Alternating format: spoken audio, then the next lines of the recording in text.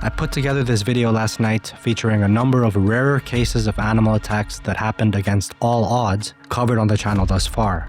These true stories include a case caught on camera involving a former Emmy winner who was dragged out of her car and fatally mauled by an African lioness, the bizarre case of a researcher who was dragged to the bottom of the ocean by a 14-foot leopard seal and held there for 6 minutes, as well as a lesser-known recent shark attack that tragically claimed the life of a surfer in Australia.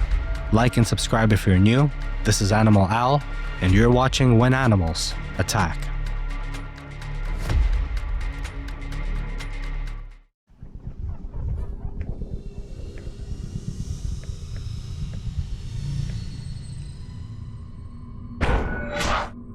This photo was taken just seconds before this lioness dragged 29-year-old Emmy winner Chappell out of a car and mauled her.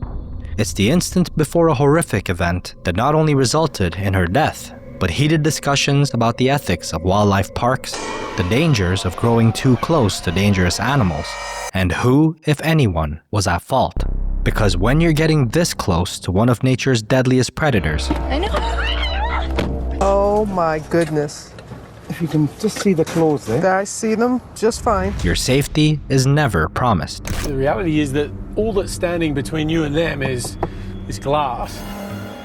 It was late May 2015 when Chappell, who went by Kate, arrived in Johannesburg, South Africa via flight from London. She had come a long way from Vancouver, Canada, where she had built a successful career as a visual effects editor. But she was in South Africa for a very important reason. Kate wasn't just a hard-working visual effects editor, she was a dedicated animal lover. In between working on big projects like Captain America, Game of Thrones, Divergent, and The Secret Life of Walter Mitty, Kate would do all she could to raise money for wildlife conservation. On March 20th, 2015, she accepted a 2-week-long volunteer position in South Africa with an organization called Wildlife Act. There, she would be helping rangers track and monitor animals, participating in poaching prevention techniques, assisting vets, and also doing some game capture and relocation.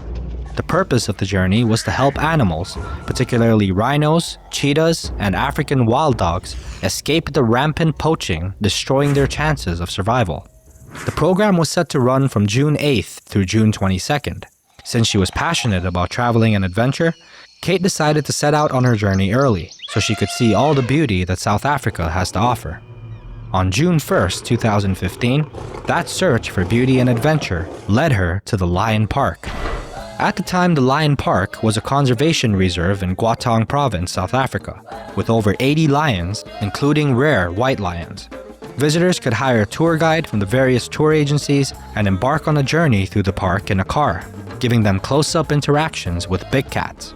But in the months leading up to Kate's arrival, the park had already experienced several interactions that were far, far too close. In April, just 2 months before Kate went to Lion Park, an Australian tourist from Perth named Brendan Smith was attacked by a lioness while photographing this pair. He suffered deep lacerations in his thighs when the lion launched through his open car window and began to tear into his legs with her powerful claws and teeth. Fortunately for him, he would make a quick recovery at the hospital. Kate, on the other hand, wasn't so lucky. She set out on her journey early in the morning with 66-year-old guide Pierre Potgieter, who owned the company Calabash Tours. Pierre was a local of South Africa who had spent much of his life introducing people to the beauty of the African savanna and the animals within it. June 1st was supposed to be no different. Pierre was behind the wheel with Kate in the passenger seat as they began to wind their car through the sprawling property in Lion Park. Now, it's important to note that it's not unusual for lions to trot along with vehicles and interact with them. However, because these lions are not in their natural habitat or hunting their food for survival, boredom as a result strikes frequently for these lions, and the cars can mitigate that, at least for a moment. Though the park has since changed locations, at the time the park contained several different large-scale enclosures. Upon entering each one, there are signs surrounding the gates. As you can see, these signs repeatedly offer a very simple, yet highly important instruction. Do not open the windows. Yet it seems that that rule wasn't exactly enforced. Some people, even now, breaking park rules. 6 witnesses who were behind Pierre and Kate's vehicle in the park told investigative agencies that throughout the drive, both of their car windows were open. And this detail would later be disputed by Pierre, who would end up becoming the sole survivor of the incident that occurred that day around 2:30 p.m. With the midday sun high in the sky, Kate and Pierre stopped beside a pride of lions just inside of the second enclosure at the park. According to Pierre, as a lioness loomed nearby, Kate rolled down her window to snap a photo of her. Of course, this contradicts the witnesses' statements, who have never redacted their claims that both the car windows were already down, including the guide's. Regardless of what happened then, what happened next isn't up for debate. The lioness leapt up on the edge of the car by the window. Then, with no warning, she lunged. The reality is, though, that if they decided to go for you, they could get to you much quicker than you could put the window up. According to Pierre, Kate hardly had any time to react before the lion's teeth were clamped around her neck. Lions specifically aim for the neck when they're hunting or defending themselves in order to immediately disable their prey. Tragically, Kate was no exception to this rule. With teeth nearly 3 inches in length and a bite pressure of 690 pounds per square inch, she was rendered immobilized. The lioness was easily able to yank her out of the window and onto the ground outside the car. Pierre leapt out of the car after her. Lions, like most animals, try to avoid conflict as much as possible, so the presence of this other human approaching instantly put this lioness on high alert. A desperate Pierre began to pummel the lion with his fist, and in the process, the lion used its powerful claws to carve deep gashes in his skin. Faced with too much of a fight, the lioness then trotted off, leaving Pierre and Kate bleeding and alone on the dirt road. Though Pierre was bleeding himself, he began to apply pressure to the wound on Kate's neck as soon as the lioness left, trying to desperately keep her alive as he screamed for help. This is where the story once again changes based on who you ask. According to Pierre, the first person to respond, a member of park staff, was reluctant to help. Reportedly, he refused to put pressure on Kate's neck or drive them to a medical facility, and instead fled in his own vehicle. Pierre also stated that it took several minutes for an ambulance to arrive. Of course, the park refutes both of these statements, and according to them, no one was reluctant to help, and the ambulance arrived in a timely manner. It's directly through there this attack happened. The guards then came running. They moved the lions into the night enclosure. Help arrived very quickly. The lions from enclosure 2 were put into their night enclosure, a smaller, more manageable area. But by the time the lions were separated and help arrived, it was too late. Kate reportedly died before the ambulance was even on the scene, taking her final breath in Pierre's arms, thousands of miles from her home and close-knit family. Meanwhile, Pierre was fighting for his life. In the midst of the horror of the attack, his heart gave out. He was rushed to a hospital in Johannesburg to have the wounds on his arms stitched up and also to have his mild heart attack managed. The ripple effects of this horrible attack stretched far and wide, with many chastising Kate for rolling down her window in the first place. Though it's undeniable that her window shouldn't have been rolled down, it's important to note that based on witness accounts, her tour guide, the man who was tasked with her safety and providing her knowledge, also had his own down. This footage shows a car with its windows down just a day after Kate's fatal attack at the very same park. And while Kate made a poor mistake, this poor mistake is concerningly one that was made by hundreds, if not thousands of others over the course of the park's existence. And tragically, it was Kate who just ended up being the one to pay the ultimate price. But why is that exactly? The lioness who attacked Kate reportedly had just given birth to 2 cubs. And since female lions are notoriously protective of their young, this led some experts to believe that this is what may have prompted the attack. Others, however, point to the policies in place at the lion park at the same time. Come and say hello to your daddy. The footage you've just seen is of a guide and a trainer at the lion park, Alex Laurenti. He offers tours where he gets up close and personal with the lions. His actions have led some experts to believe that they're the reason why these lions become habituated with humans, resulting in them seeing us not as a threat, but instead a source of food. The Lion Park and Calabash tours have both denounced any blame for the mauling of Catherine Chappell, stating that she was the one solely at fault.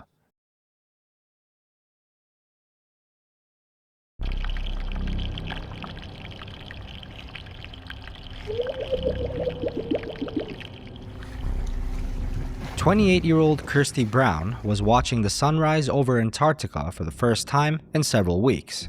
After over a month of complete darkness, aside from the vibrant splash of Aurora Australis, she was feeling the warmth of the sun on her face. And tragically, it was the very last time she would feel it.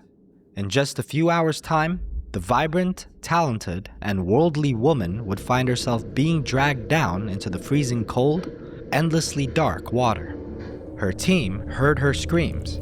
They tried to grab her, but down she went, drifting deeper and deeper into the water in the jaws of a creature that you likely have never even thought of.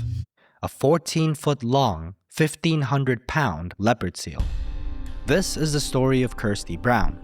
In her extensive travels and work for the field of biology, she became a tragic statistic, the very first person ever recorded to be killed by a leopard seal. In 2002, she set off for a job she landed on Rothera Research Station, a British research station held here on Ryder Bay in Antarctica. She worked as a marine biologist on a 30-month contract, where she was dedicated to learning the impact that iceberg disturbance had on the plant and animal communities there, specifically to the algae that is the foundation of the ocean's food supply. Her 22 colleagues that worked with her quickly became her close friends.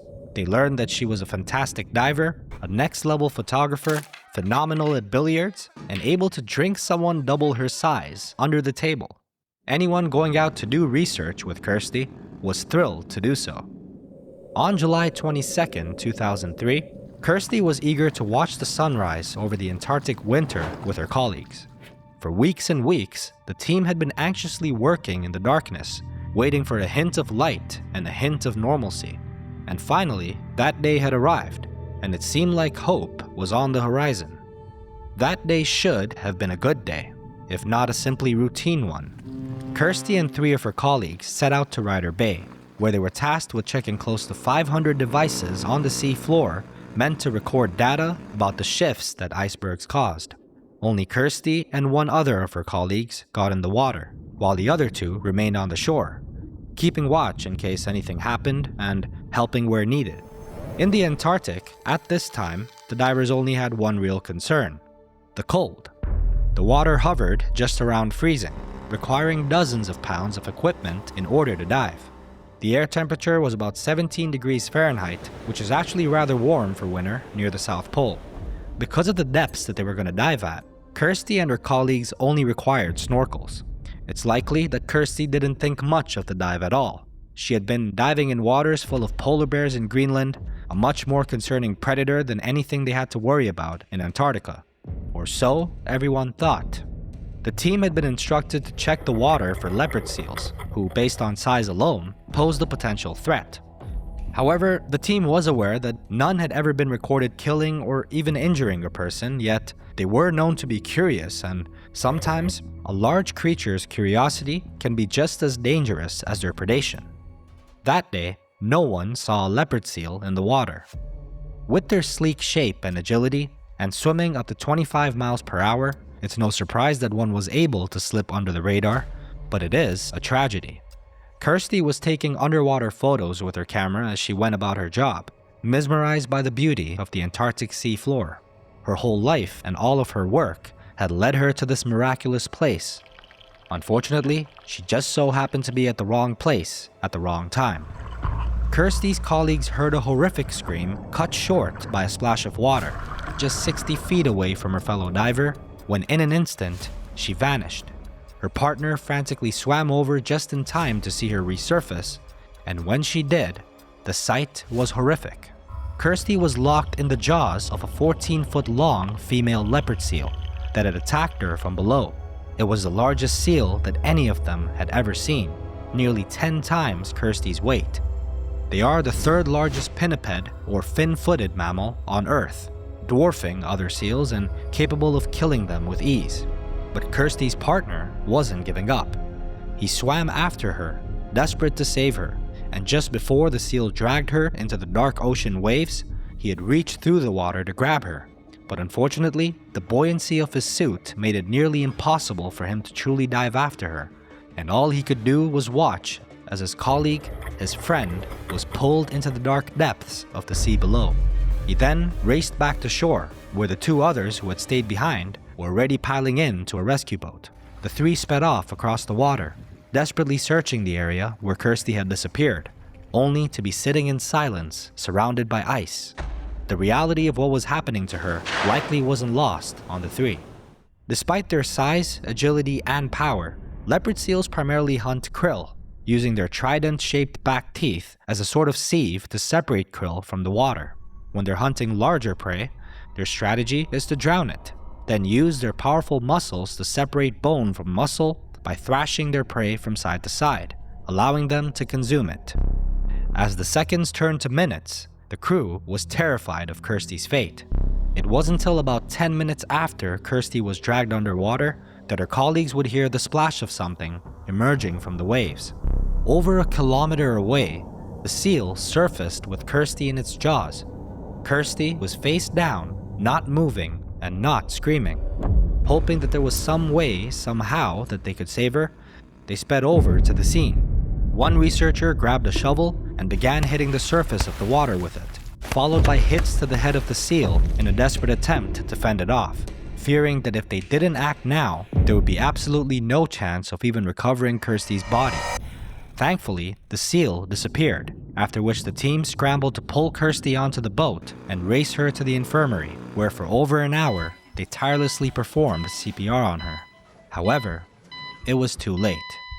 Her diving monitor later revealed that she had been dragged to a depth of 230 feet, and even with diving equipment, the sheer depth alone would likely have caused nitrogen narcosis, which can kill even the most experienced of divers. And since Kirsty was equipped with nothing but a snorkel, she of course didn't stand a chance. She was held at that depth for 6 minutes before the seal returned to the surface with her body. At 4:50 p.m., Kirsty Brown was declared dead due to drowning. After having to wait several weeks for weather to clear, Kirsty's remains were flown home. Her family and friends had called her Bang as a nickname for her whole life, and that was engraved on her tombstone to commemorate her. Just days ago, tragedy struck on Sydney's northern beaches at Long Reef Beach, more specifically, when 57-year-old surfer and local business owner Mercury Psillakis was killed in a brutal shark attack in front of multiple eyewitnesses. Now, the area where this happened, it's not really your typical stretch of sand. Long Reef sits at Coleroy, between DY and Coleroy on Sydney's northern beaches, about 20 kilometers north of the city. Now, it's a favorite among surfers, but also it's part of the hunting grounds for great white sharks, one of the 3 species most often involved in fatal shark attacks in Australia, along with bulls and tigers. Now, on Saturday morning, September 6th, 2025, Mercury did exactly what he'd done countless times before. He grabbed his board and paddled out with a group of 5 or 6 close mates. What I mean by countless times before is that he was actually an avid surfer, but in fact he was even a club champion. They'd set up just south of Long Reef near DY, about 100 meters offshore, and it was the kind of morning that surfers live for. Clear skies, steady waves, and of course good company. Now, the group had been surfing for around half an hour, and around 10 a.m., witnesses say that Mercury suddenly cried out. He screamed, "Shark! I don't want to get bitten, I don't want to get bitten, don't bite me." Then the water suddenly erupted and a large great white shark surged from below. This is according to reports. It hit with enough force to snap his surfboard in half. And as one surfer nearby recalled, this was in fact the eyewitness, he stated, and I quote, "I saw the tail fin come up and start kicking, and the distance between the dorsal and tail looked to be about 4 meters. It actually looked like a 6-meter shark." Now, do note that 6 meters is basically what he thought he saw. That would be an extremely large shark. We're talking about 20 feet, but we'll get to the actual size according to reports in a few moments. Now, the attack, it caused catastrophic injuries to Mercury. According to reports, both his legs were severed and possibly part of an arm, but reports are not really being super clear about that. Despite the attack and what he was going through, Mercury, typical of what reports indicate was his actual nature as a person, he still thought of others. His close friend, former pro surfer Toby Martin, later described it as Mercury's final heroic act because he was trying to warn his friends and push them to safety even though he was being attacked so viciously and violently. It was his friends in the lineup who brought him back. With no thought for their own safety, they also put their own lives on the line because, of course, when there's blood in the water, you don't want to be paddling near that water at all. They got in there, they got in the bloody water, they pulled him from the shark's path and dragged him toward shore. Lifeguards launched jet skis and inflatable rescue boats within minutes. Paramedics sprinted across the beach and a helicopter circled overhead. But inevitably, there was really nothing they could do because Mercury's injuries were so beyond saving that it was on the very sand where he grew up surfing that he would be pronounced dead just moments after the attack. Now, this tragedy brought back painful memories for many people in Sydney because just 3 years earlier, in February of 2022, the infamous shark attack on British diving instructor Simon Nellis, who was killed by a great white as well. This happened off Little Bay in Sydney's east. At the time, it was the city's first fatal shark attack in almost 60 years. I will be covering it in a future episode. And so now with Mercury's death at Long Reef, Sydney has been shaken again because 2 shark attack fatalities have happened in just 3 years after decades without a single one. So word of the attack of course spread really fast. Locals and family members both rushed towards the beach only to be met with the worst possible news of course. Friends broke down, family members were inconsolable, and not to mention it was the eve of Father's Day in Australia, which is kind of like a cruel twist for a man who was remembered as a devoted dad. So authorities, of course, they closed the beaches from Manly to Narrabin, and drones, jet skis, and police boats scoured the coastline, and multiple helicopters were also dispatched in search of this shark, but the shark wasn't spotted again. And by that evening, which was Saturday, September 7th, so just this past Saturday, the Department of Primary Industries had already examined photos of Mercury's broken board, and their conclusion was that the attack was a white shark, but it was much smaller than what the witness was earlier stating could have been a 20-foot shark. They were saying that this was a 3.4 to 3.6 meter long, or 11 to 12 foot long great white shark. And by no means is that small, that's still the length of a small car, easily capable of killing a human. To increase monitoring, officials have installed 2 additional smart drum lines off Long Reef. While Manly Beach has reopened, Long Reef has remained shut down for days as of the making of this video. That could change in the next few days or weeks. I will leave an episode for you at the end screen of this video of a bear attack if you want to check it out. There's one that happened in Yellowstone. Stay safe out there. Till next time.